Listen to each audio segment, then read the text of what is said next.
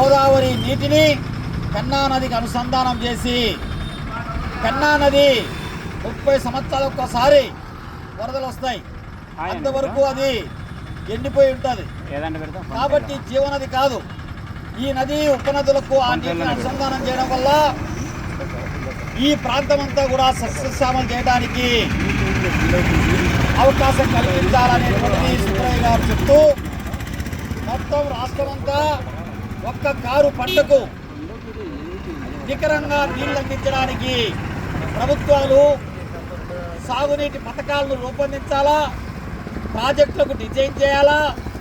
ప్రాజెక్టుల నిర్మాణానికి నిధులు కేటాయించి ఖర్చు పెట్టి పూర్తి చేయాలా, ఆ ప్రాజెక్టుల కింద పంట కాలువలు పిల్ల కాలువలు పూర్తి చేసి ఒక కారు సాగులో ఉన్నటువంటి భూమి అంతటికి కూడా పంటకు నీరు ఇవ్వాలని చెప్పి ఆయన మొట్టమొదటి ప్రతిపాదన చేశాడు. రెండో ప్రతిపాదన ఆయన చేసింది ఏంటంటే, ఏ ప్రాంతంలో నదులు పారుతూ ఉన్నాయో ఉపనదులు పారుతూ ఉన్నాయో ఆ ప్రాంతాలలో ఆ నీరు వృధాగా